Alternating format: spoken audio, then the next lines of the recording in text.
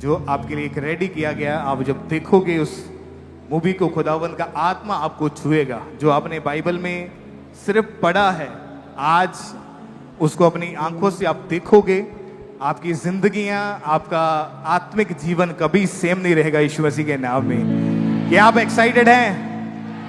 क्या आप तैयार हैं देखने के लिए? तो आइए उस मूवी को हम देखते हैं।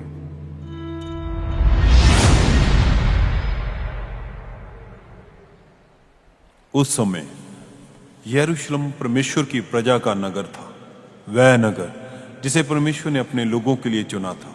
लेकिन समय के साथ परमेश्वर की प्रजा उसी परमेश्वर से दूर होती चली गई। उन्होंने उसके नियमों को जानकर भी उसका पालन करना छोड़ दिया। उन्होंने उसकी आज्ञाओं को ठुकराया, उसकी चेतावनियों को अनसुना किया और अपने ही मार्ग पर चलने लगे। यरूशलेम की गलियों में परमेश्वर का नाम तो लिया जाता था, लेकिन लोगों के हृदय उससे दूर हो चुके थे। परमेश्वर ने अपने नबियों के द्वारा बार बार उन्हें चेतावनी दी। उसने उन्हें लौट आने के लिए पुकारा, पश्चाताप करने के लिए पुकारा, लेकिन उन्होंने नहीं सुना। और जब परमेश्वर की प्रजा उसके नियमों और उसकी इच्छा के अनुसार चलने से लगातार तो वह समय आ गया जब उसके न्याय का सामना करना पड़ा। जिस नगर की दीवारों को अजय समझा जाता था, अब उसके चारों ओर दुश्मन की सेना दिखाई देने लगी। यरूशलेम पर संकट मंडरा रहा था। माएं अपने बच्चों को देखकर भयभीत थी। लोग आने वाले विनाश से अनजान थे और किसी को नहीं पता था कि आने वाले दिन उनकी पूरी जिंदगी बदल देने वाले थे, क्योंकि अब एक विशाल सेना यरूशलेम की ओर बढ़ रही थी। उस सेना की अगुवाई कर रहा था एक ऐसा राजा जिसका नाम इतिहास में भय और क्रूरता के साथ लिखे जाने वाला था। बाबुल का क्रूर शासक राजा नबूकदनेस्सर शहर घेर लिया गया और परमेश्वर की प्रजा में से बहुत से लोग बंदी बनाकर बाबुल ले जाए गए। उन्हीं बंदियों में एक युवा भी था जिसका नाम था दानियल।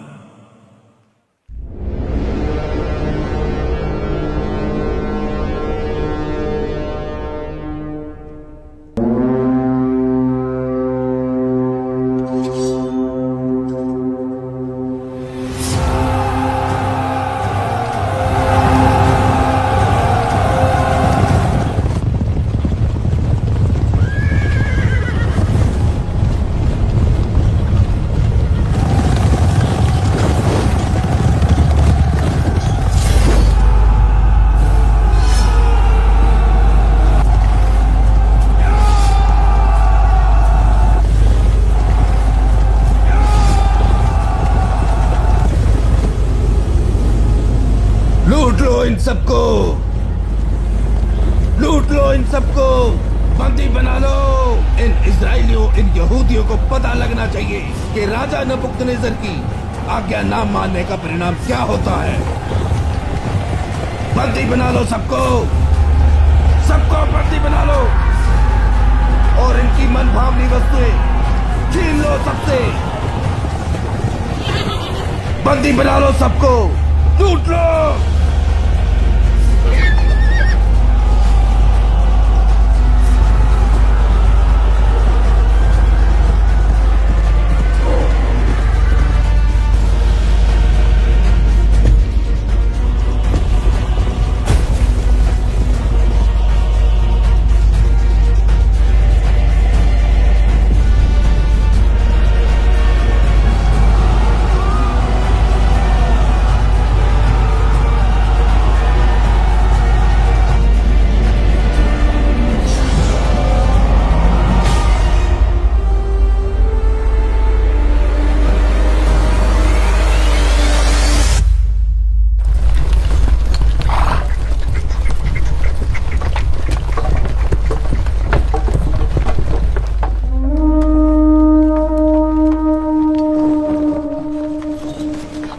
इन्हें ले चलो बेबीलोन।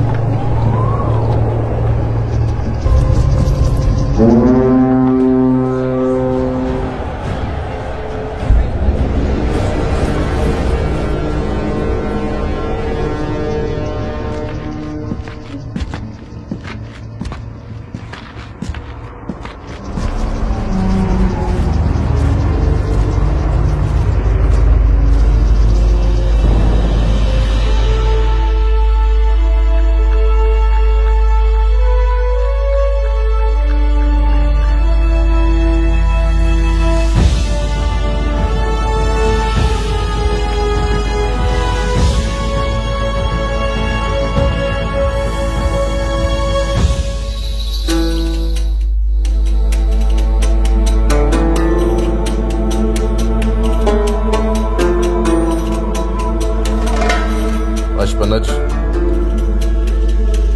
तुम इजरायली राजपुत्रों और प्रतिष्ठित पुरुषों में से कुछ नौजवानों को लेकर आओ जो सुंदर, निर्दोष, निपुण और बुद्धि में प्रवीण हो, विद्वान और राजभवन में हाजिर रहने के योग्य हो।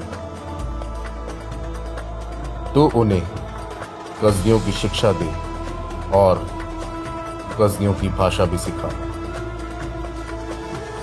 और एक बात, उन्हें प्रतिदिन राजघराने के भोजन में से और दाक मधु में से दिया करो और उनका पालन पोषण 3 वर्षों तक ऐसे ही होता रहे और फिर उन्हें मेरे सामने पेश करना। जो आ गया स्वामी।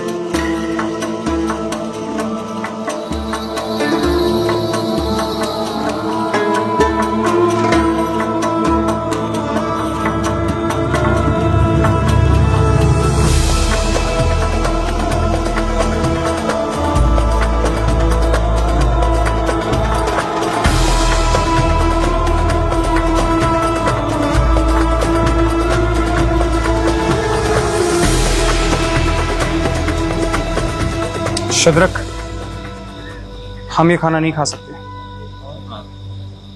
क्योंकि ये परमेश्वर के वचन के खिलाफ है। मेशक, अब्दनगो, परमेश्वर हमें ये सब खाने की आज्ञा नहीं देता। हाँ दानियल, ये चीजें तो अशुद्ध है और अशुद्ध चीजें हम नहीं खा सकते। अगर हम इन चीजों को खाएंगे तो हम पापी गिने जाएंगे।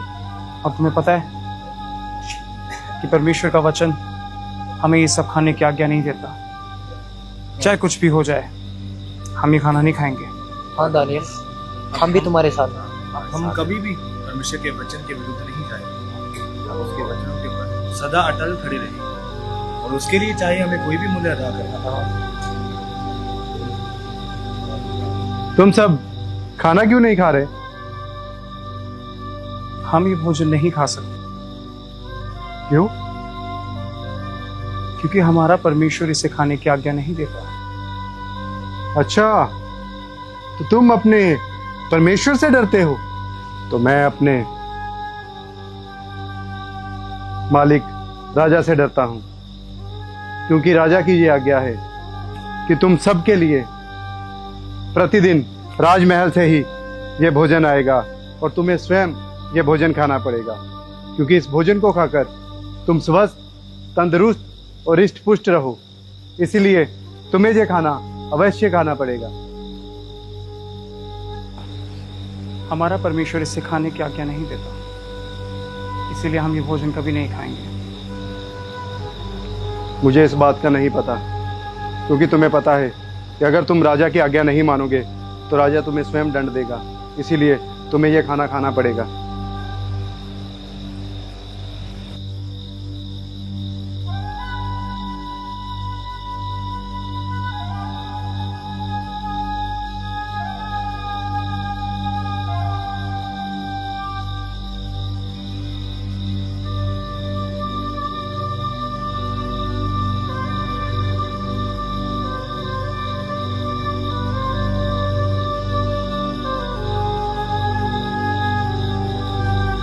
शद्रक, तुमने देखा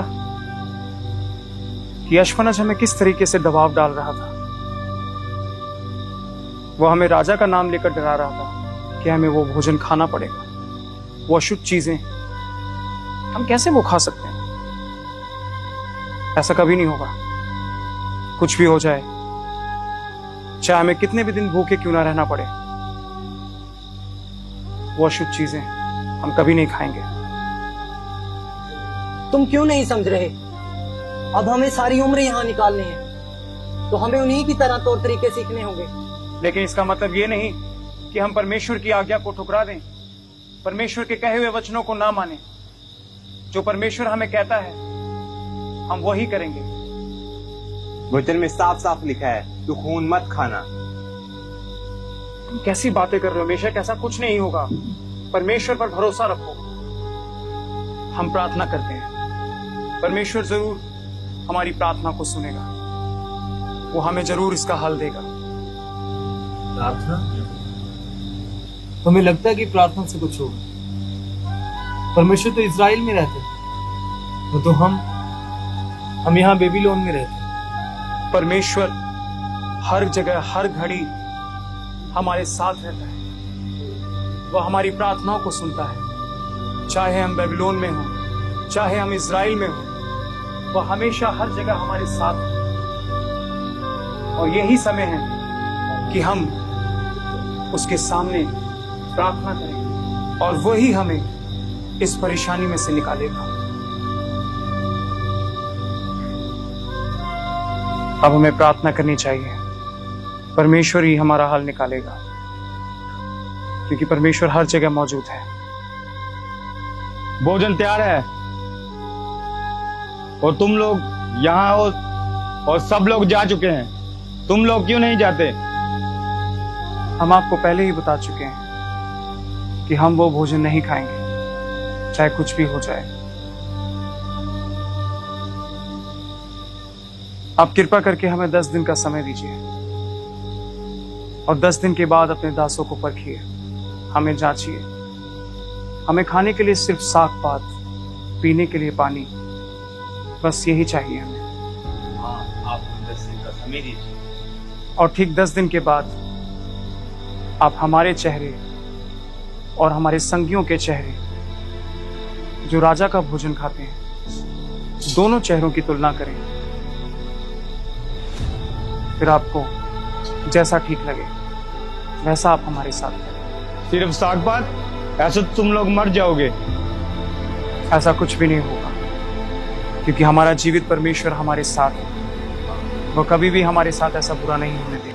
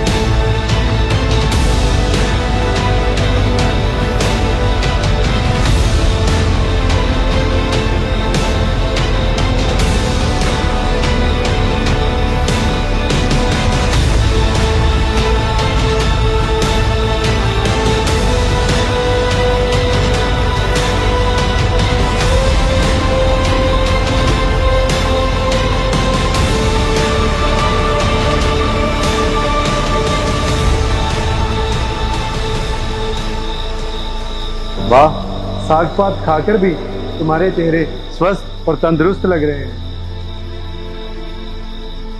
पर मुझे ये बात तुम्हारी बहुत अच्छी लगी। तुम अपने परमेश्वर को छोड़ किसी और के आगे अपना सिर नहीं झुकाते, जब तक ये कहें उन्हें यही भोजन दिया जाए।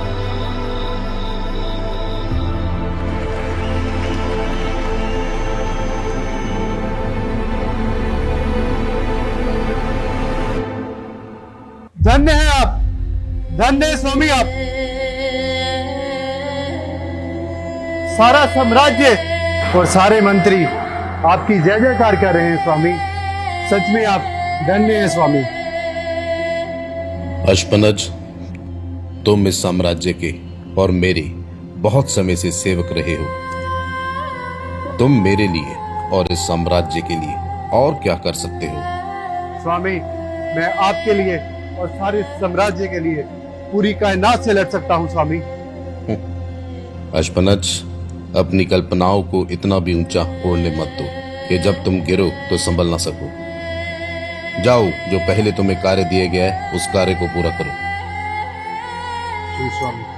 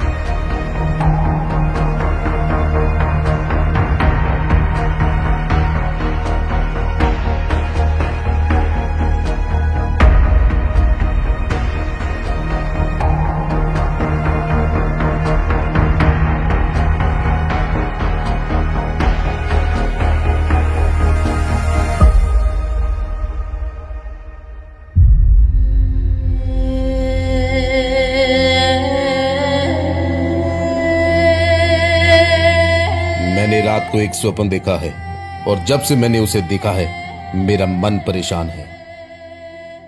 मैं व्याकुल हूं, मुझे उसका अर्थ बताओ।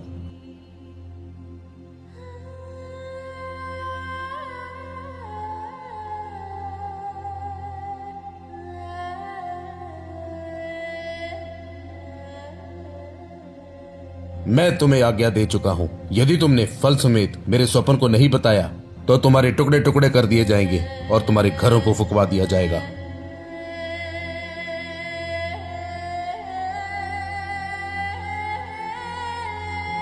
पर यदि तुम फल समेत स्वप्न को बताओगे तो तुम्हें राजा की ओर से प्रतिष्ठा बढ़ाई जाएगी, तुम्हें दान दिए जाएंगे। बस मैं ये आज्ञा दे चुका हूं। कृपया अपना स्वप्न अपने सेवकों को बता दीजिए, तब हम उसका अर्थ बता देंगे।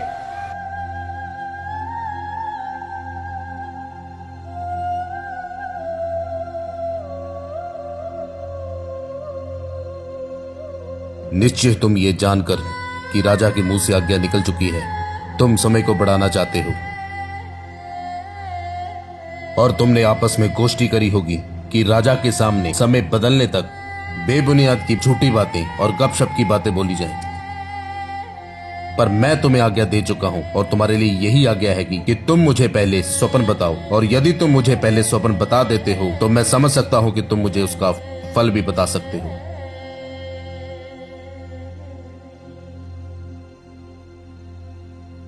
मुझे माफ करना राजन, परंतु ये कैसे हो सकता है कि ये आपका स्वप्न भी बताएं और उसका अर्थ भी बताएं? ऐसा इस दुनिया में कोई नहीं है राजन। हाँ, अगर कोई होगा वह स्वयं कोई देवता ही होगा। बस बहुत हुआ, मैं तुम्हें आज्ञा दे चुका हूँ, इन सबको मरवा डालो।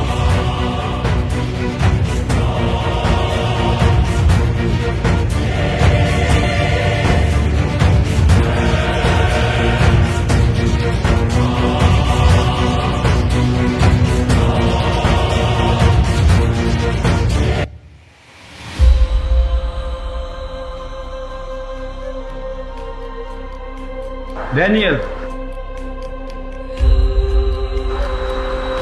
राजा ने आज्ञा दी है कि बेबीलोन के सब बुद्धिमानों को मृत्यु दंड दिया जाए।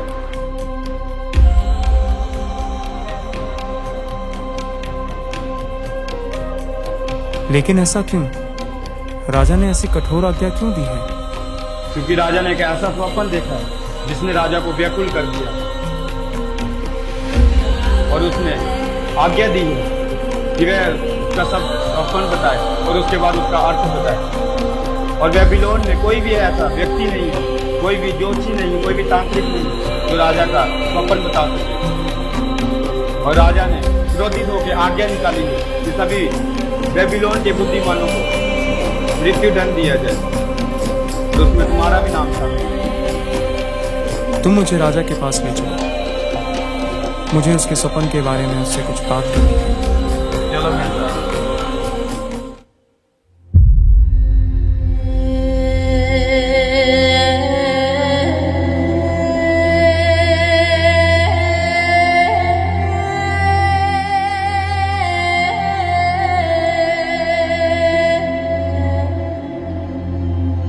हे राजा, इसका नाम डैनियल है, ये आपसे कुछ कहना चाहता है।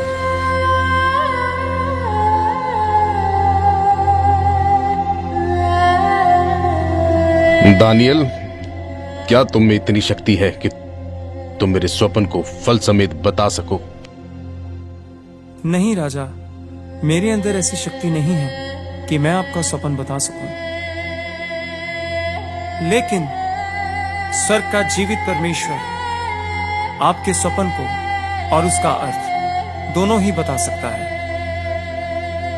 हाँ राजा, मेरी आपसे विनती है कि आप मुझे सिर्फ एक दिन का समय दीजिए, फिर उसके बाद मैं आपका स्वप्न और उसका अर्थ दोनों ही आपको बता दूंगा। दानियल, मैं तुम्हें एक दिन का समय और देता हूं, पर स्मरण रहे, यदि तुम असफल रहे तो तुम्हारी दशा भी बाकी भविष्यवक्ताओं जैसी होगी। जी राजा, मुझे मंजूर है।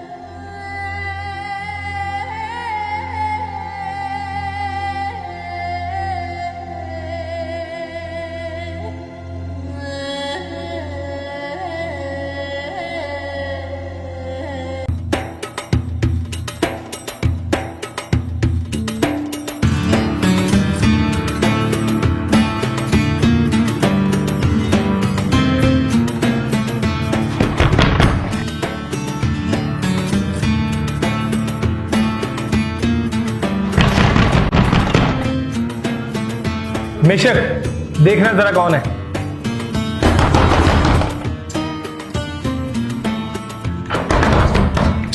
इतना समय लगता है दरवाजा खोलने में।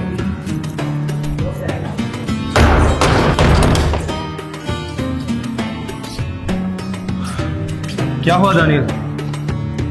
मुझे तुम सबसे कोई जरूरी बात करनी है। क्या हुआ? कोई चिंता की बात?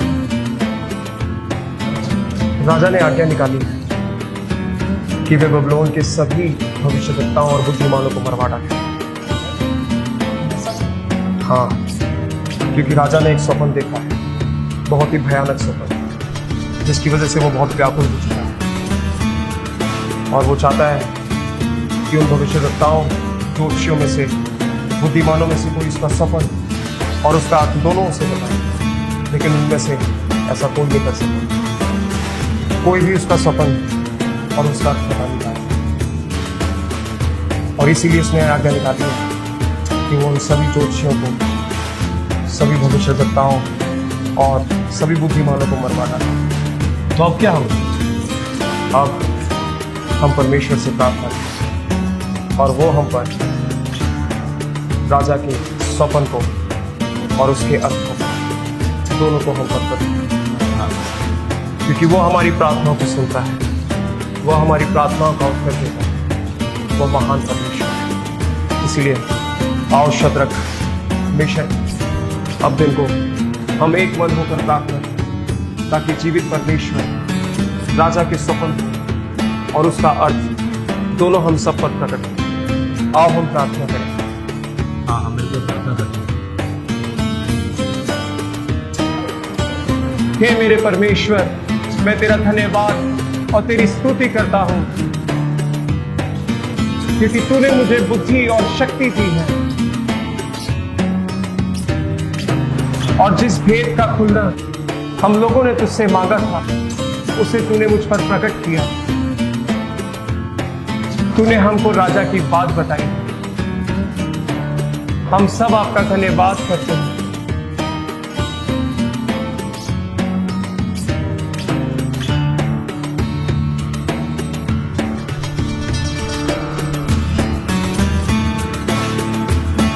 चलो साथियों, राजा के पास चलें क्योंकि अब वो होने वाला है जो इतिहास में कभी नहीं। चलो साथियों, हम राजा के पास क्योंकि अब वो होने वाला है जो इतिहास में पहले कभी नहीं हुआ। चलो, ले चलो हमें राजा के पास और वहां जाकर मैं उसका स्वप्न और उसका अर्थ दोनों उसे बताऊंगा। चलो मेरे साथ।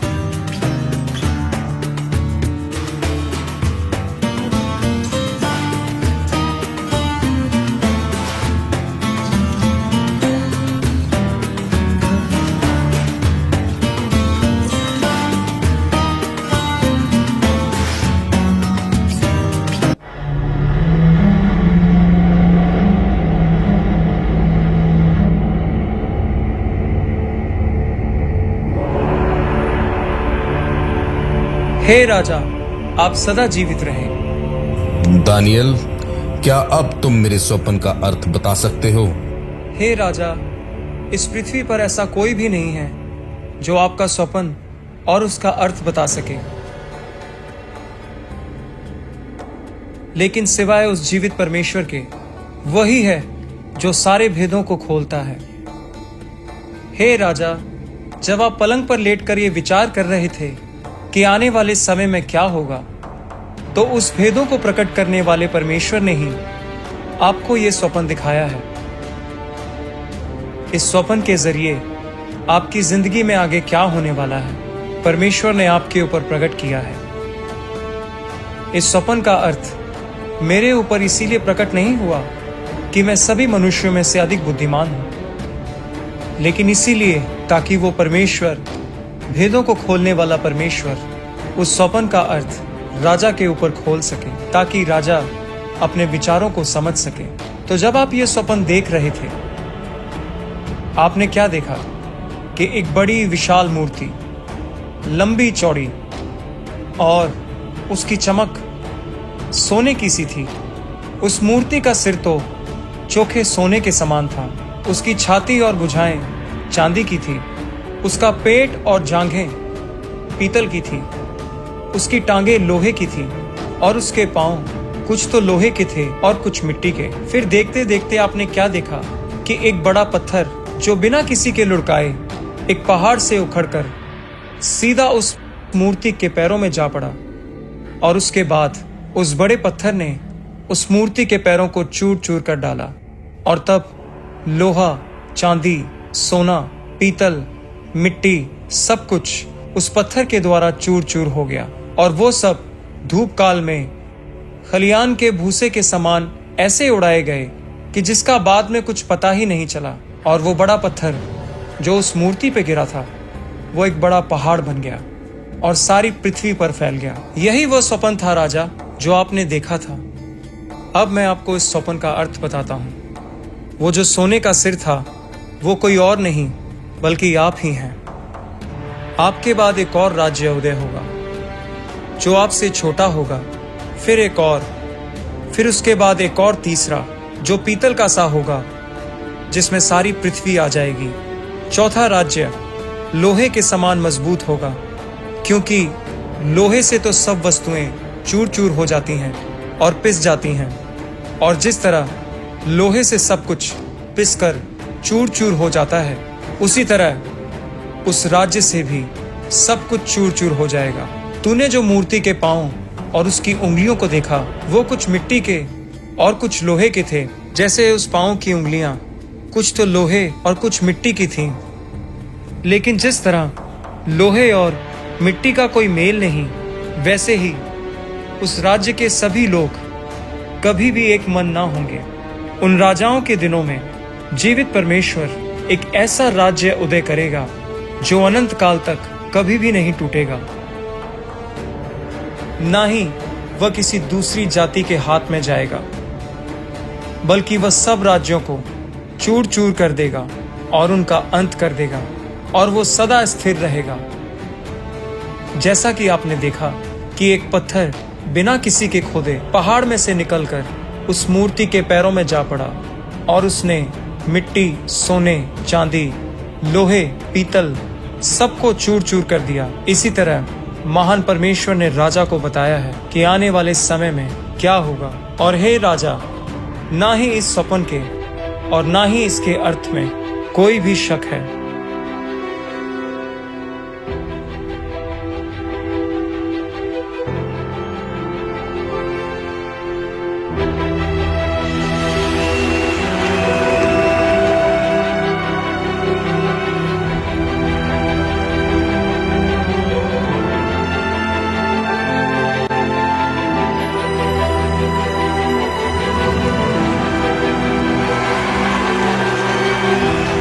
दानियल के लिए उपहारों को लेकर आओ और उसके सामने सुगंध द्रव्य को रखो।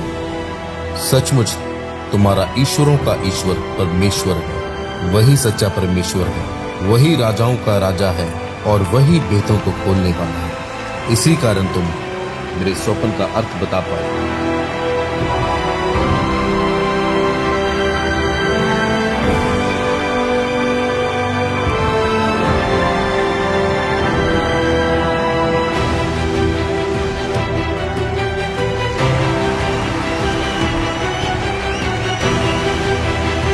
दानियल, तुम आज से बेबीलोन के प्रांत के हाकिम हो और बेबीलोन के सब पंडितों पर प्रभुता करो। धन्यवाद राजा। मेरी आपसे एक विनती है। बोलो दानियल। काम और भी बहुत अच्छा होगा अगर मेरे दोस्तों को बेबीलोन के प्रांत के सभी कार्यों पर नियुक्त किया जाए। जैसे तुम्हारी इच्छा दानियल।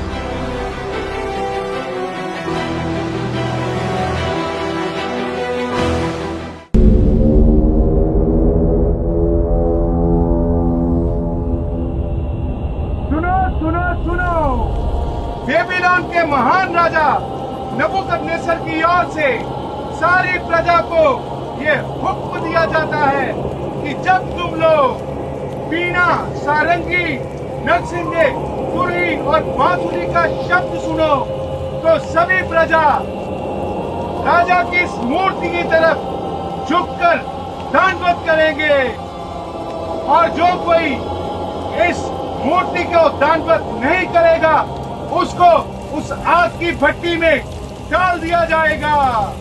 यही राजा का आदेश है।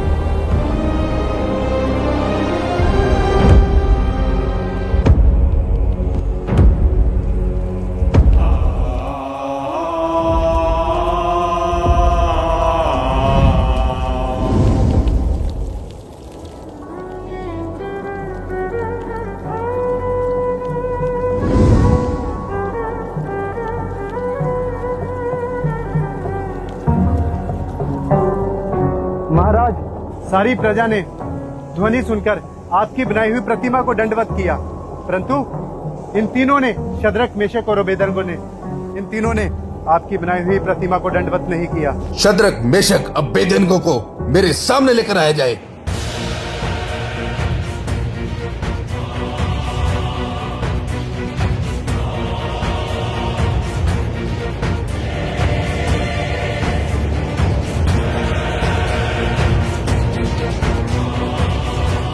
हे शद्रक, मेशक, अबेदनगो, तुम मेरी आज्ञा का उल्लंघन क्यों करते हो? ना तो तुम मेरे देवता की उपासना करते हो और ना ही मेरी बनाई हुई मूर्त को दंडवत करते हो। तुम ऐसा जानबूझकर कर रहे हो। क्या तुम्हें नहीं पता कि राजा की आज्ञा का उल्लंघन करने का परिणाम क्या होता है?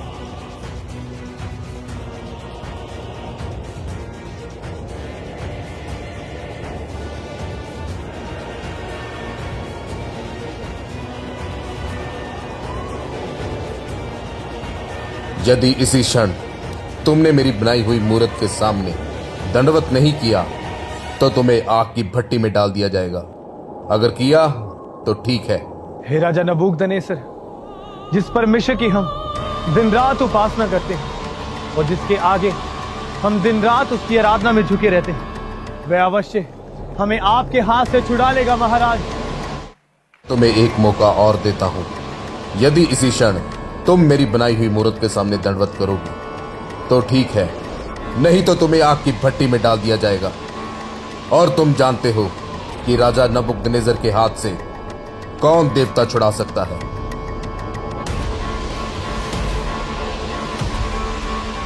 है राजा नबूकदनेस्सर, ऐसा करना हमसे दूर रहे। हम यहोवा परमेश्वर को छोड़कर किसी की उपासना नहीं करते और ना ही किसी मूर्त के आगे दंडवत करते हैं। क्या तुम्हारे अंदर किसी भी प्रकार का भय नहीं है? हे राजा, हम भय मानते हैं, लेकिन केवल उस यहोवा परमेश्वर का कि उसकी उपस्थिति हमसे कभी भी अलग ना हो। हे राजा, चाहे आप हमें उस भट्टी में डाल दे तो भी हमारा परमेश्वर हमें छुड़ाने की सामर्थ्य रखता है। और राजा, अगर वो हमें ना भी बचाए तो भी हमारा परमेश्वर ठहरे। और इसलिए हे राजा, हम परमेश्वर यहोवा को छोड़ किसी और की उपासना नहीं करेंगे और ना ही किसी बनाई हुई मूर्त के आगे दंडवत करेंगे, क्योंकि वह हमें आपके हाथ से जरूर छुड़ाएगा। महाराज, इन पर दया कीजिए। ये हमेशा से ही आपके राज्य के प्रति वफादार रहे हैं, लेकिन आपकी ये आज्ञा कि ये आपकी मूर्ति के आगे झुकें, ऐसा कभी नहीं हो सकता, क्योंकि अगर ये झुकेंगे तो सिर्फ यहोवा के ही आगे।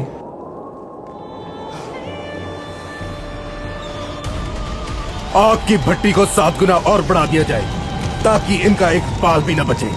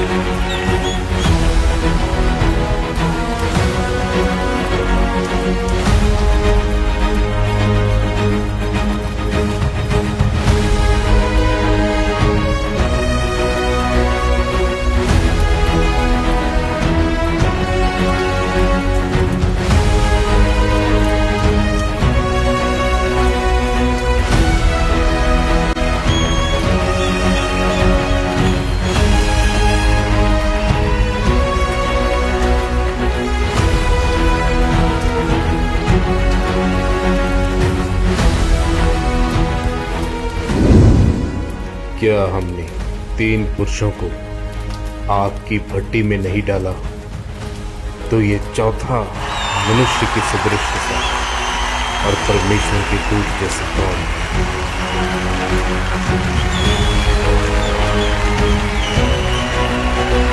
हे शद्रक मेशक अबेदनगो, परम प्रधान परमेश्वर के दासों, आओ बाहर निकल आओ।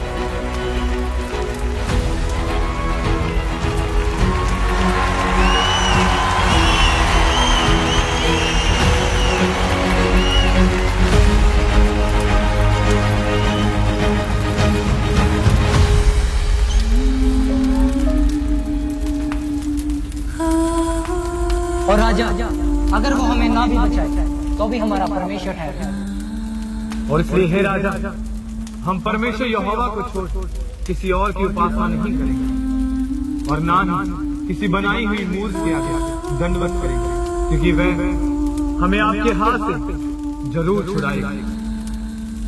कि राजा नबूकदनेस्सर के हाथ से कौन देवता छुड़ा सकता है?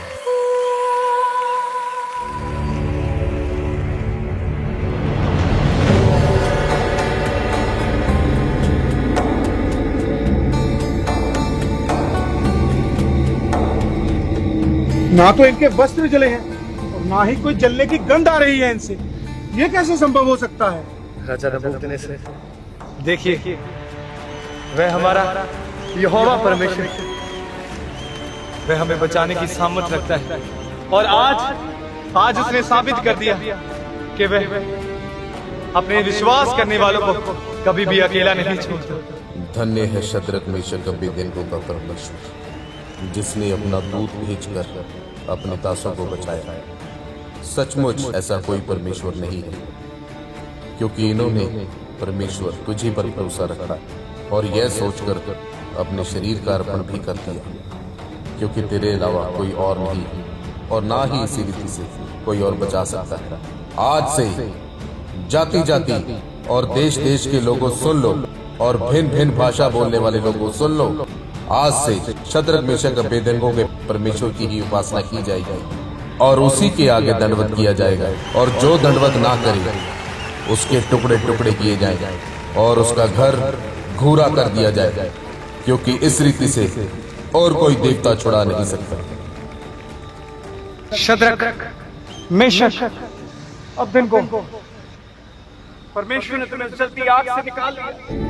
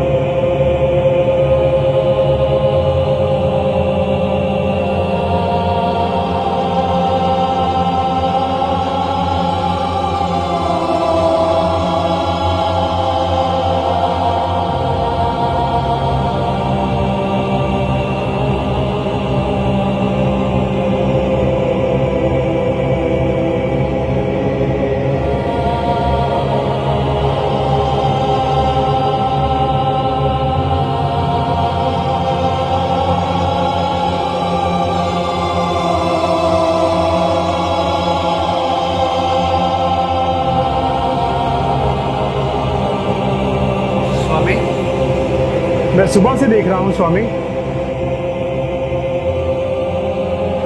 आपका मन बहुत व्याकुल है स्वामी। अश्पनज, तुम इस व्याकुलता को नहीं समझ सकते और ना तुम्हारे पास इसका हल है। इसका हल केवल एक व्यक्ति के पास है। जाओ दानियल को मेरे पास लेकर आओ। जो आ गया स्वामी।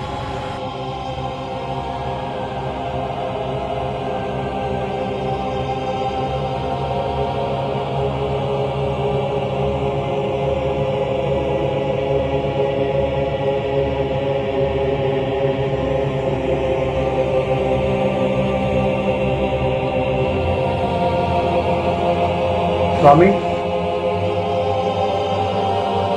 जैसे आपने मुझे आज्ञा दी थी, मैं दानियल को आपके समक्ष ले आया हूँ स्वामी।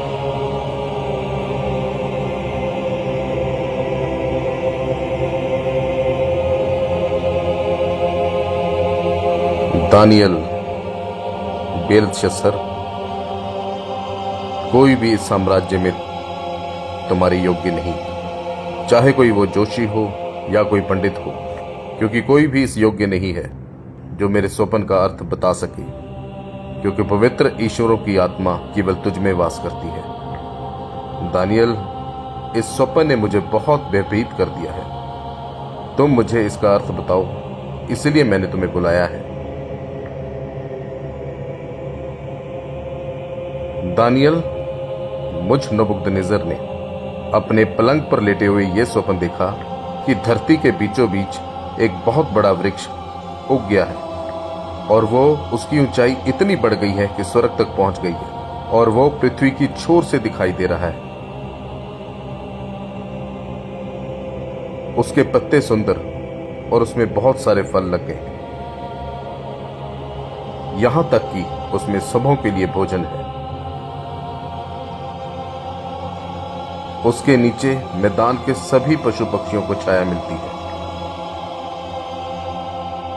और उसकी डालियों में आकाश की सब चिड़ियां बसेरा करती हैं और सब प्राणी उसमें आहार पाते हैं। मैंने पलंग पर दर्शन पाते क्या देखा कि पवित्र पहरुआ स्वर्ग से उतर गया है। उसने ऊंचे स्वर से पुकार के ये कहा, वृक्ष को काट डालो, उसकी डालियों को छांट दो, उसके पत्ते झाड़ दो और उसके फल बिखरा डालो, पशु उसके नीचे से हट जाएं और चिड़ियां उसकी डाली पर से उठ जाएं। तो भी उसकी ठूठ को जड़ समेत भूमि पर छोड़ो और उसको पीतल और लोहे के संकल में बांधकर मैदान की हरी घास में छोड़ो। वह आकाश की ओस से भीगा करेगा और भूमि की घास खाने में मैदान के पशुओं के संग, और उसका मन बदले और मनुष्यों सा ना रहे परंतु पशु सा बन जाए। उस पर 7 काल बीते। ये आज्ञा पहरुओं के निर्णय से और ये बात पवित्र लोगों के वचन से निकली है। जो जीवित है ये जान ले कि परम प्रधान परमेश्वर मनुष्य के राज्य में प्रभुता करता है और जिसे चाहे वह उसे दे देता है और वह छोटे से छोटे मनुष्य को उस पर नियुक्त कर देता है। मुझ नबूकदनेस्सर राजा ने यही स्वप्न देखा, इसलिए हे दानियल, मुझे इसका अर्थ समझा, क्योंकि मेरे राज्य में बहुत से जोशी और पंडित हैं परंतु कोई भी तेरे योग्य नहीं है। पर तू हमेशा परम प्रधान की हजूरी में रहता है और तू ही मुझे इसका अर्थ बता सकता है। हे राजा, काश ये स्वप्न आपके दुश्मनों ने देखा हो।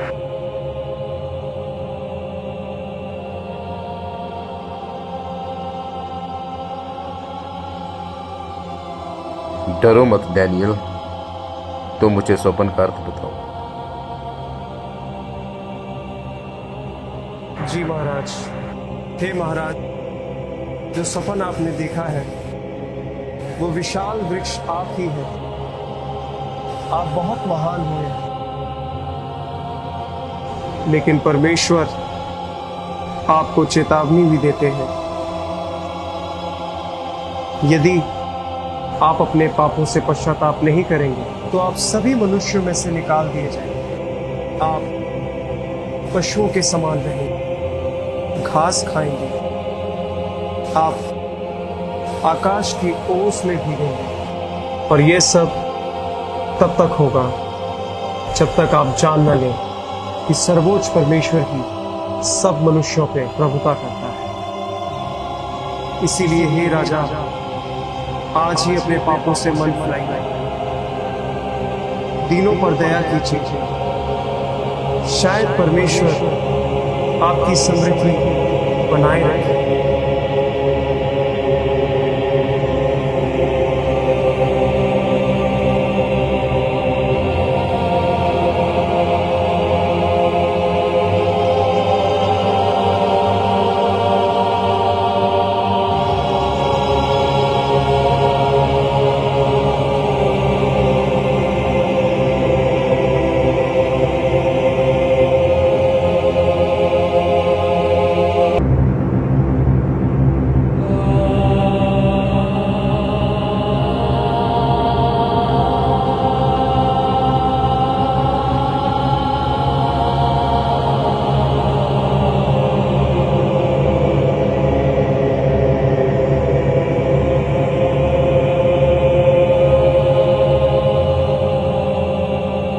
अश्मनज, तुम इस महान बेबीलोन साम्राज्य को देख रहे हो जिसे मैंने अपने ही बल और पराक्रम से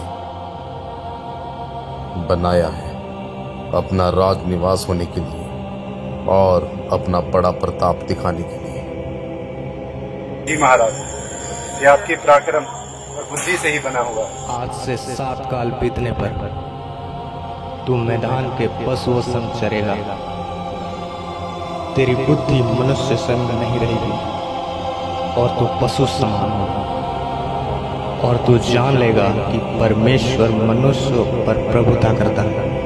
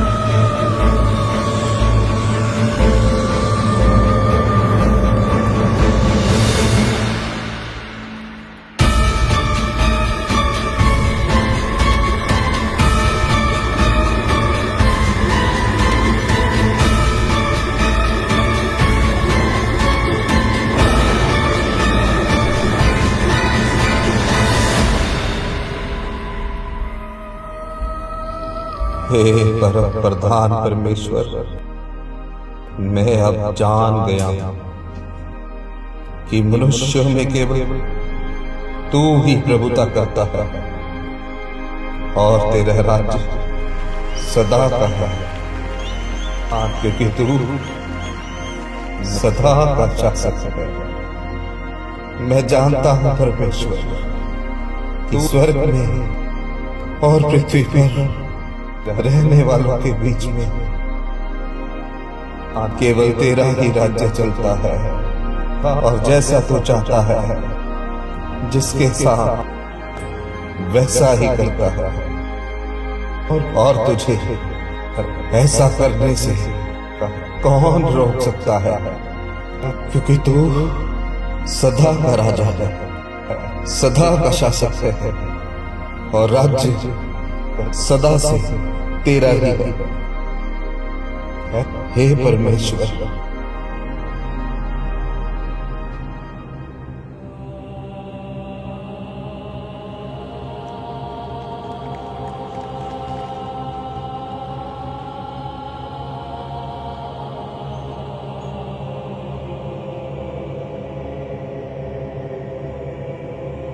रुको, मेरी महिमा और मेरा जय जयकार मत करो, केवल यहोवा परमेश्वर की उपासना करो, क्योंकि महिमा और आदर के योग्य केवल एक ही परमेश्वर है और उसका नाम यहोवा है। क्योंकि सारी सृष्टि का परमेश्वर वही है, वही मनुष्यों में प्रभुता करता है और राज्य जिसे चाहे उसे दे देता है, क्योंकि उसका राज्य सदा का है। मनुष्य का वैभव क्षण भर का है, पर उसका राज्य सदा का है। इसलिए उसी की उपासना करो और उसी को महिमा दो, क्योंकि उसके न्याय में भी दया पाई जाती है, क्योंकि वो दयावान परमेश्वर है। इसलिए आज से केवल उसी को महिमा देना और उसी की जय जयकार करना।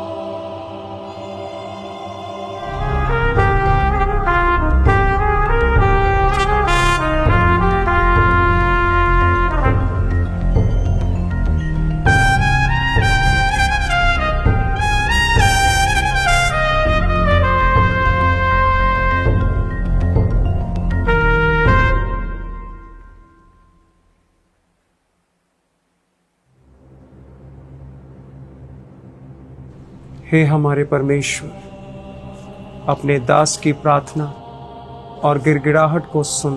अपने उजड़े हुए पवित्र स्थान पर अपने मुख का प्रकाश चमका। हे प्रभु, अपने नाम के निमित्त यही कर। हे परमेश्वर, कान लगाकर हमारी सुन और अपनी आंखें खोलकर हमारी उजड़ी हुई दशा को और उस नगर को भी देख जो तेरा कहलाता है, क्योंकि हम जो तेरे सामने गिड़गिड़ा कर प्रार्थना करते हैं वह अपने धर्म के कामों पर नहीं, वरन तेरी बड़ी दया के कामों पर भरोसा रखकर करते हैं। हे मेरे परमेश्वर, ध्यान लगाकर सुन।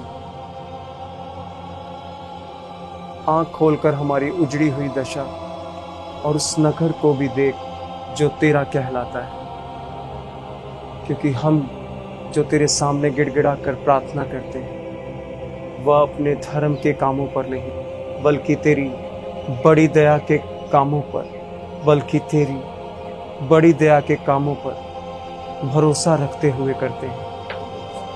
हे प्रभु, सुन ले। हे प्रभु, आप क्षमा करें। हे प्रभु, ध्यान देकर जो करना है उसे कर, विलंब ना कर। हे परमेश्वर, तेरा नगर और तेरी प्रजा तेरी ही कहलाती है, इसलिए अपने नाम के निमित्त ऐसा ही कर।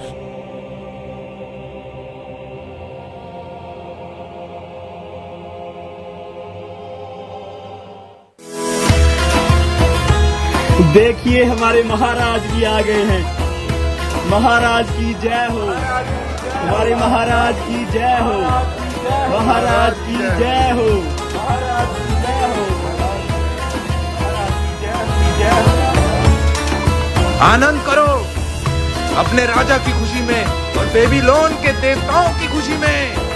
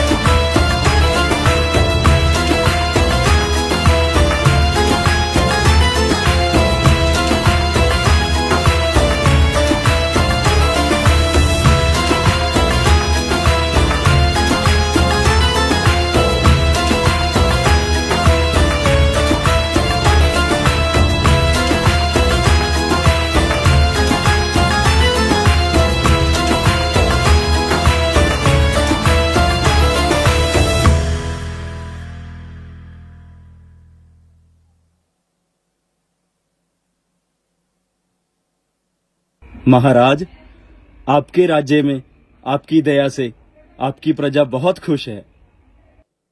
बस बहुत हुआ। हमारे किले की दीवारें अभी भी उनकी दीवारों से 3 गुना ऊंची हैं और अभी भी हमारे पास इतना अनाज पड़ा है कि 10 सालों तक अपनी प्रजा का पेट भर सकें। बस इन पात्रों में मुझे दाखरस पीने का मजा नहीं आ रहा। वो पात्र कहां हैं? महाराज, कौन से पात्र? जिन पात्रों को जो मेरे पिता नबूकदनेस्सर यरूशलेम के मंदिर से निकाल कर लाए थे, उन पात्रों को लाया जाए। आज हम उसी में मदिरा पिएंगे। मगर महाराज, मेरे ख्याल से उन पवित्र पात्रों में मदिरा पीना उचित नहीं है, क्योंकि वो इज़राइल के परमेश्वर यहोवा के पवित्र मंदिर के पात्र हैं। मुझे इस बात से कोई फर्क नहीं पड़ता। लेकिन महाराज, हम सब जानते हैं कि इज़राइल का परमेश्वर यहोवा क्या कर सकता है। हां, कर सकता है, परंतु केवल यरूशलेम में, उस छोटे से रेत के शहर में, यहां नहीं। यहां पर हमारे बेबीलोन के देवताओं के सामने उनका परमेश्वर कुछ भी नहीं। सुनाई नहीं दिया? वो पात्र मंगाए जाएं।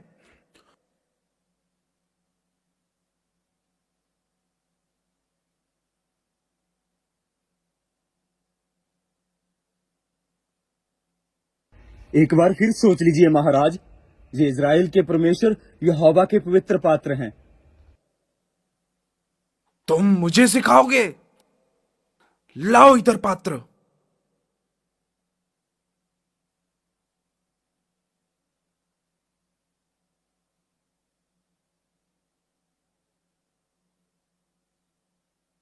दाखरस डालो इनमें।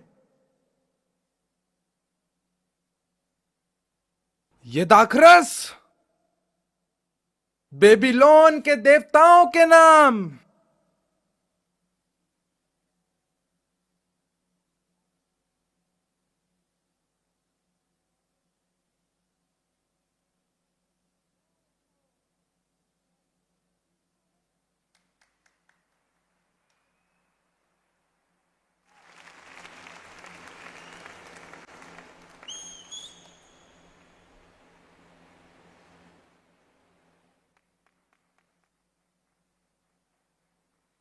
वो क्या है?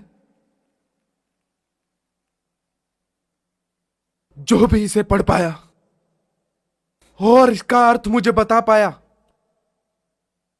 मैं उसे बहुत सारा इनाम दूंगा और उसके गले में सोने की कंठमाला डालूंगा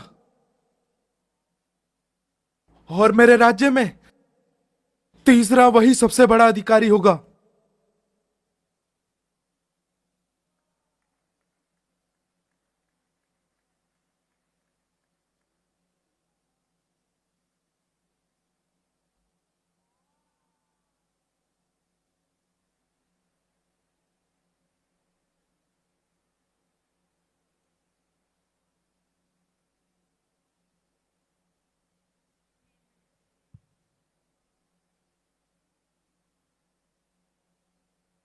देखो, इस दीवार पर जो लिखा है, यहाँ पर कोई भी ऐसा नहीं है जो इसका मतलब मुझे बता पाए। हे राजा, तू युग युग जीवित रहे, अपने मन में उदास ना हो और ना घबरा, क्योंकि तेरे राज्य में दानियल नामक एक व्यक्ति रहता है, जिसका नाम तेरे पिता ने बेल्तशस्सर रखा था। उसमें पवित्र ईश्वरों की आत्मा रहती है। उस राजा के दिनों में उसमें प्रकाश, प्रवीणता और पवित्र ईश्वरों की बुद्धि पाई गई। हे राजा, तेरा पिता जो राजा था, उसने उसको सब कसदियों, तंत्रियों और ज्योतिषियों के ऊपर प्रधान ठहराया था, क्योंकि राजा उसमें स्वप्नों का फल बताने की, संदेह दूर करने की और पहेलियों का फल बताने की शक्ति पाई गई। तो अब हे राजा, दानियल को बुलाया जाए, क्योंकि वही इस लिखे हुए का अर्थ बता पाएगा। ठीक है, दानियल को बुलाया जाए।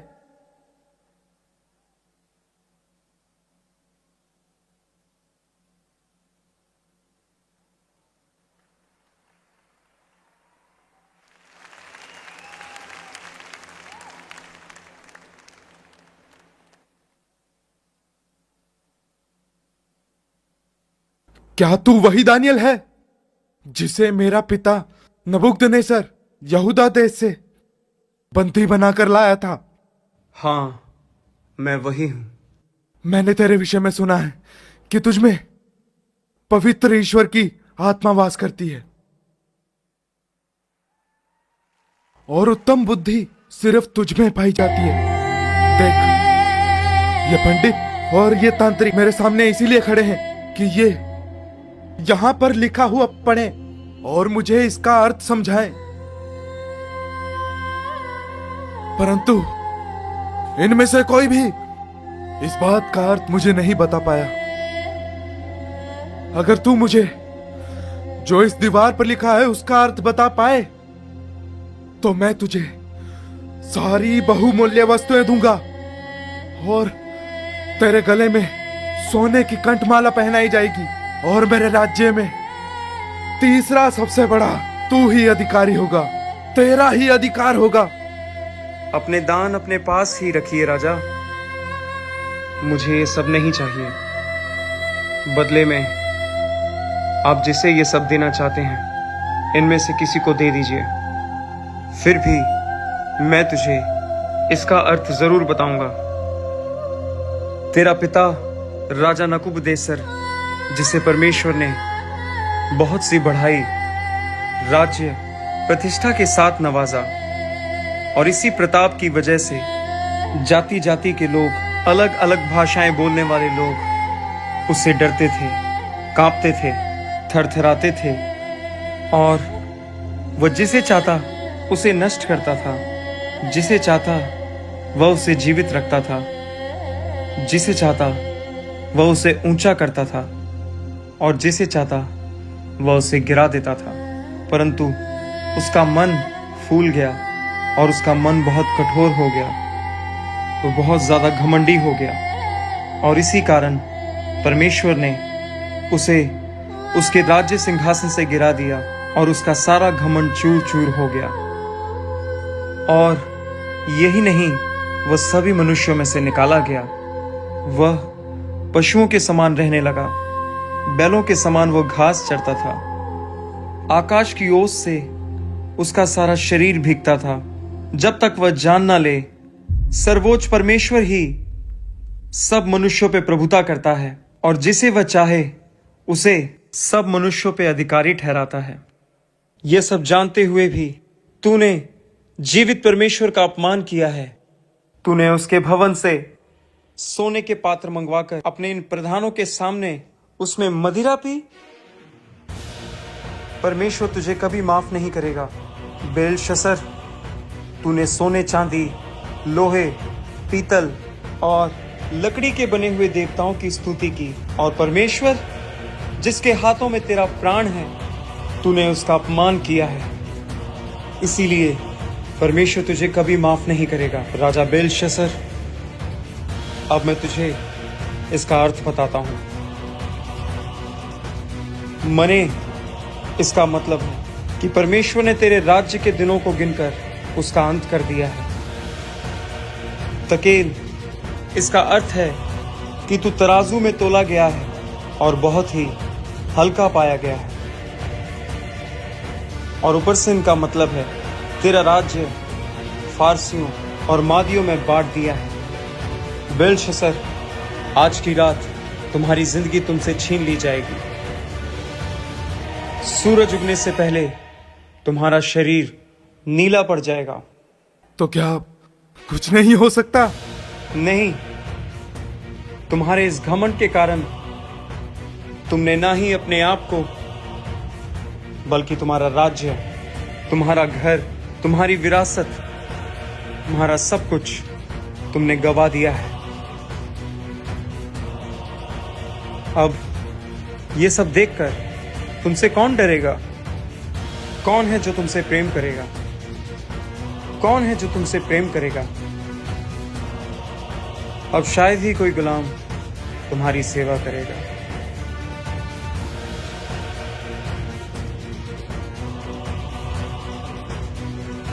ठीक है, जैसा मैंने कहा वैसा ही करो। दानियल को बैंजनी वस्त्र पहनाए जाएं और इसके गले में सोने की कंठमाला डाली जाए, और मेरे राज्य में तीसरा सबसे बड़ा अधिकार डैनियल का ही होगा, क्योंकि अभी मैं मरा नहीं हूं।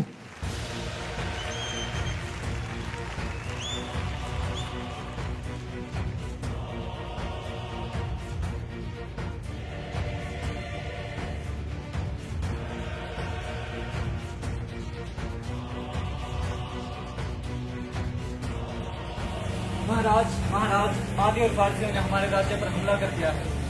उस डैनियल की वजह से हमारे बहुत अधिकारी निराश बैठे हैं। इस डैनियल के बारे में हमें कुछ सोचना होगा। आओ जी से मंत्री से पूछते हैं।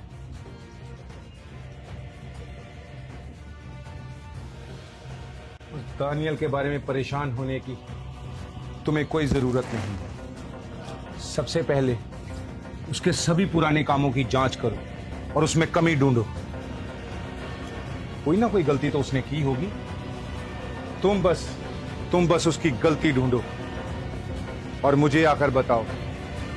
बाकी राजा से बात मैं करूंगा।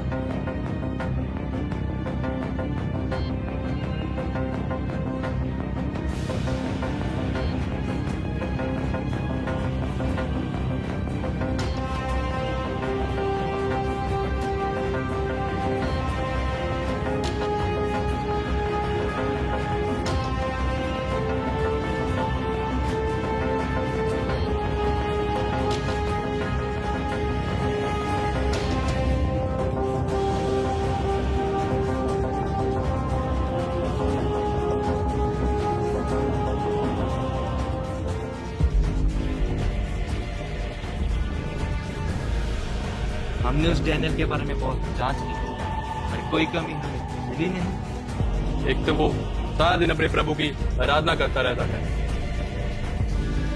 क्या कहा तुमने? एक तो वो सारा दिन अपने प्रभु की आराधना करता रहता है। ये तो मैंने भी सुना है कि वो दिन में 3 बार अपने परमेश्वर के समक्ष प्रार्थना के लिए जाता है। क्यों ना उसके परमेश्वर को ही उसकी कमजोरी बना दिया जाए। वो कैसे? मैं बताता हूं वो कैसे। हम राजा के पास जाएंगे, राजा के पास जाकर कहेंगे यदि 30 दिन तक राजा को छोड़, यदि कोई किसी भी मनुष्य या दिन तक उसकी प्रार्थना करेंगे तो उसको शेर को मार कर डाल दिया जाएगा।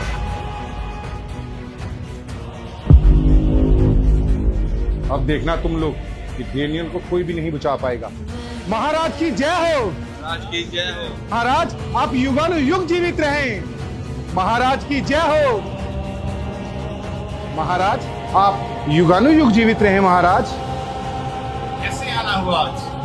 महाराज आपके राज्य के सभी अधिपतियों, न्यायियों और गवर्नरों ने यह विचार किया है कि आप कसदियों और फरीसियों के कानून के हिसाब से एक ऐसी अटल आज्ञा निकालें जिसे कोई ना तोड़ सके। कौन सी आज्ञा की तुम बात कर रहे हो? महाराज हम ये चाहते हैं कि अगले 30 दिन तक आपके राज्य में आपको छोड़ यदि कोई और मनुष्य या देवता की पूजा करे तो उसको शेरों की मान में डाल दिया जाए। महाराज तो इसमें मेरा क्या फायदा होगा? फायदा? महाराज इससे आपके नाम की महिमा बढ़ेगी और दूर दूर तक आपका राज्य फैल जाएगा और लोग आपके नाम से डरेंगे और आपका सारा कहा माना करेंगे। ठीक है, एक पत्र जारी करो और मैं अपनी अंगूठी की छाप उसके ऊपर दूंगा। महाराज पत्र तो हम पहले ही तैयार करके लाए हैं। महाराज केवल आपकी अंगूठी की मोहर चाहिए हमें। ये देखिए महाराज। दिखने में बहुत चालाक लग रहे हो। महाराज मैं तो आपका शुभ चिंतक हूं। ठीक है, जैसा इस पत्र के ऊपर लिखा है, पूरी प्रजा के सभी लोगों को इसे मानने के लिए मजबूर कर दो,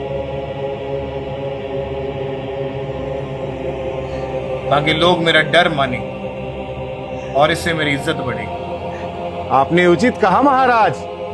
महाराज आप युगानुयुग जीवित रहे। महाराज की जय हो, महाराज की जय हो, महाराज की जय हो।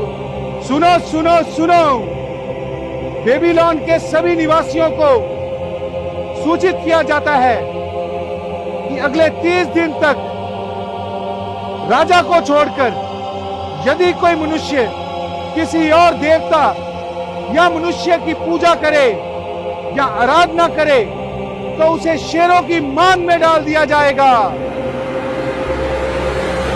सुनो सुनो सुनो।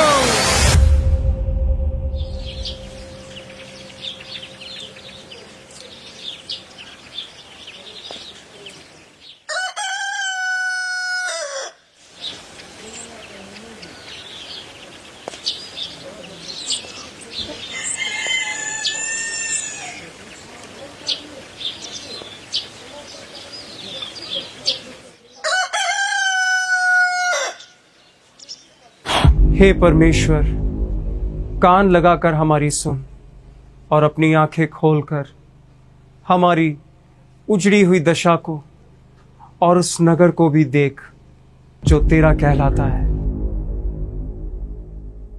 हम तुझे ही सजदा करेंगे मेरे परमेश्वर। तू ही हमारा ऊंचा गढ़ है, हमारा विश्वास, हमारा भरोसा सिर्फ आपके ऊपर है मेरे परमेश्वर। देखो, तू ही हमारा दानियल जीवित फिर परमेश्वर है। अपने परमेश्वर से प्रार्थना कर रहा है जिसे कोई नहीं बचा सकता। तुझे छोड़ सैनिकों, हम किसी और ले के चलो आगे इसे कभी राजा भी के पास। दंडवत ना करेंगे मेरे परमेश्वर।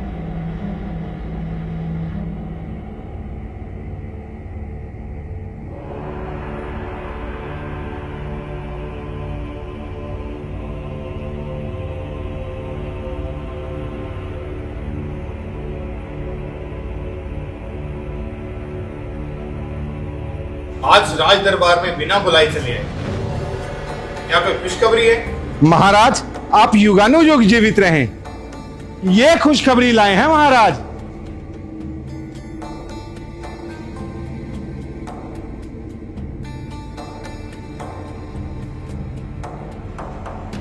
अब ये क्या बदतमीजी है? ये बदतमीजी नहीं महाराज, हमने तो केवल आपकी आज्ञा का पालन किया है। ऐसी मैंने कौन सी आज्ञा दी तुम्हें? महाराज आप ही ने तो आज्ञा दी थी कि अगले 30 दिनों तक आपके राज्य में यदि कोई भी आदमी आपको छोड़ किसी मनुष्य या देवता के सामने प्रार्थना करेगा तो उसको शेरों की मान में डाल दिया जाएगा। हाँ, तो इसमें दानियल क्या क्या कसूर है? महाराज ये यहूदी बंदी जो आपका चहेता है, हमने इसको इसके घर में अपने परमेश्वर के समक्ष प्रार्थना करते हुए पाया है, इसीलिए हम इसको आपके सामने लाए हैं। क्यों भाइयों? दानियल, तुम मेरे दोस्त हो और मेरी सारी प्रजा जानती है मैं तुमसे बहुत प्रेम करता हूं, फिर ये गुस्ताखी क्यों? पर दानियल के साथ ये अन्याय नहीं होना चाहिए। ये तो आपकी इच्छा है महाराज, पर कृपया ये सोच लें कि यदि आपने आज इसको दंड ना दिया तो पूरे राज्य में कोई भी आपकी बात नहीं मानेगा, बगावत भी हो सकती है। क्यों भाइयों? तुम तो चुप ही रहो। तुम्हें न्याय करने की इतनी उत्सुकता क्यों हो रही है? उत्सुक नहीं हूं महाराज, मैं तो केवल आपकी भलाई ही चाहता हूं। मुझे तो इस सब के पीछे तुम्हारी कोई चाल लगती है। महाराज, भला इसमें मेरी क्या चाल हो सकती है?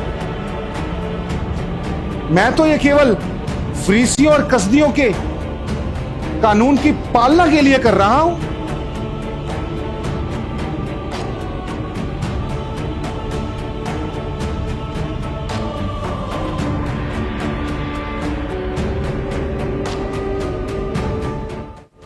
क्या ऐसा हो सकता है कि ये मृत्युदंड दानियल से टल जाए?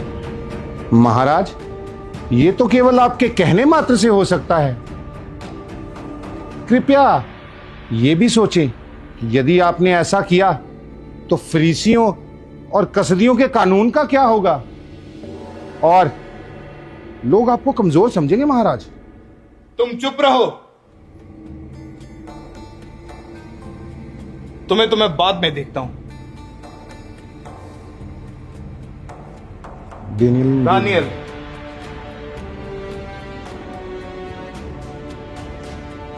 तुमने ये सब क्यों किया? तुम जानते हो एक राजा अपने न्याय से बंधा हुआ है। अब मैं मजबूर हूं।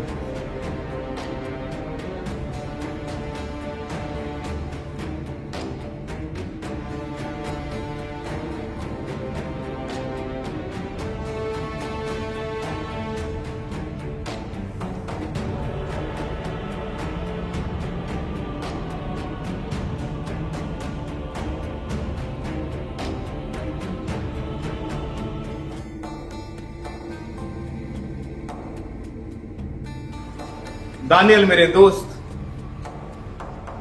क्या तू कुछ कहना चाहता है इस विषय में? हे राजा, मैं आपकी बहुत इज्जत करता हूँ। आपकी हर एक आज्ञा को मैं मानता हूँ, लेकिन ये जो आज्ञा आपने दी है, मैं ऐसे नहीं मान सकता, क्योंकि मेरे लिए मेरे सर्वोच्च परमेश्वर की आज्ञा ही सबसे बड़ी है। इसीलिए मैं आपका यह हुक्म नहीं मान सकता। ठीक है, जैसा मैंने कानून बनाया वैसा ही करो। पर दानियल, अब तेरा परमेश्वर ही तुझे बचा सकता है।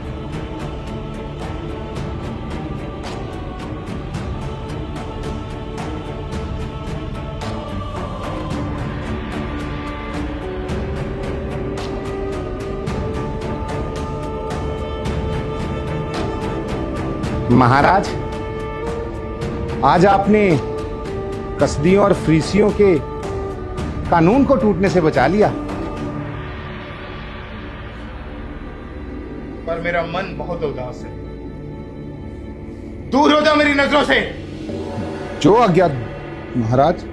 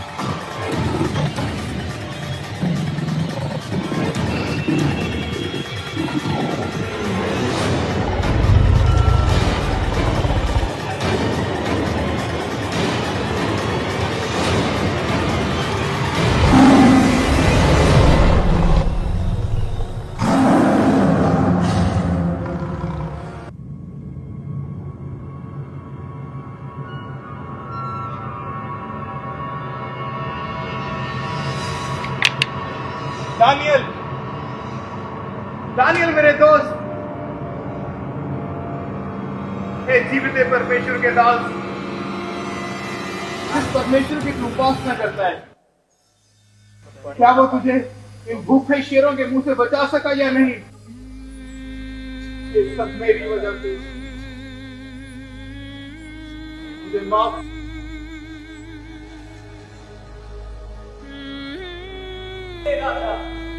आप सदा जीवित रहें। दानियल,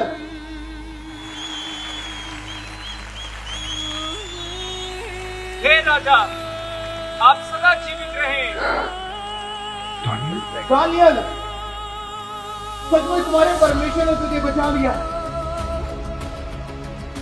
सचमुच तुम्हारा परमेश्वर जीवित है और मैंने आज तक ऐसा मनुष्य नहीं देखा जिसने सच्चे मन से परमेश्वर को इतना चाहा और उस परमेश्वर ने उसे बचा लिया। सैनिकों, जल्दी डैनियल को बाहर निकालो।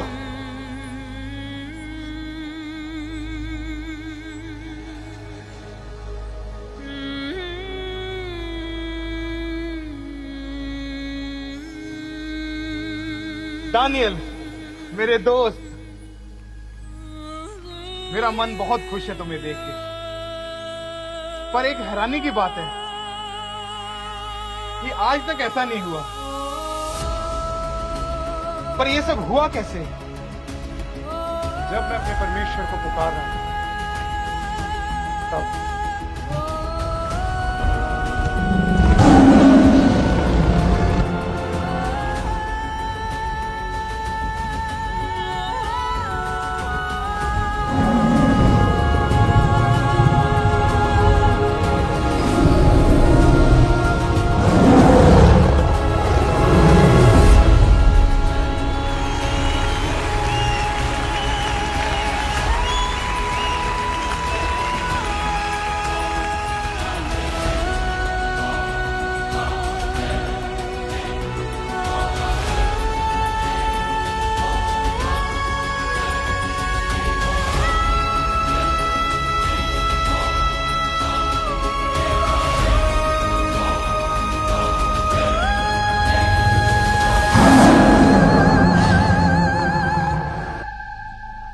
तुम ही थे ना जिसने दानियल के विरुद्ध चुगली खाई थी?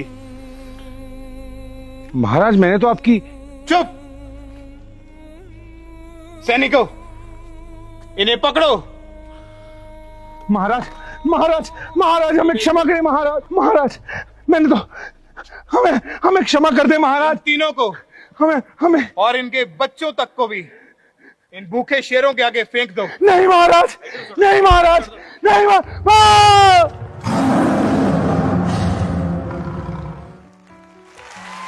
राज्य बदलते रहे, राजा बदलते रहे, साम्राज्य उठते रहे और फिर मिटते रहे, लेकिन दानियल का परमेश्वर नहीं बदला। वह बाबुल में एक बंदी बनकर आया था, लेकिन अपनी विश्वास योग्यता के कारण वही दानियल राजाओं का सलाहकार बना। उसने आग की भट्ठी देखी, शेरों की मान देखी, उसने राजाओं को आते देखा और राजाओं को जाते भी देखा।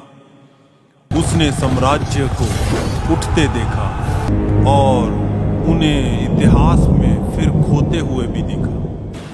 लेकिन इन सब के बीच एक बात कभी ना बदली, परमेश्वर की विश्वास से योग्यता। दानियल का जीवन हमें याद दिलाता है कि परिस्थितियां बदल सकती हैं, लोग बदल सकते हैं, राज्य बदल सकते हैं, लेकिन जो परमेश्वर पर विश्वास रखते हैं उनके लिए उसकी प्रतिज्ञाएं कभी नहीं बदलती, क्योंकि उसका राज्य कभी समाप्त नहीं होगा। और आज भी उसकी आवाज हमें पुकारती है। जो बुद्धिमान है वह आकाश मंडल की चमक के समान चमकेंगे। जो बहुतों को धर्म की ओर फिराते हैं वह सदा सर्वदा तारों के समान प्रकाशमान रहेंगे।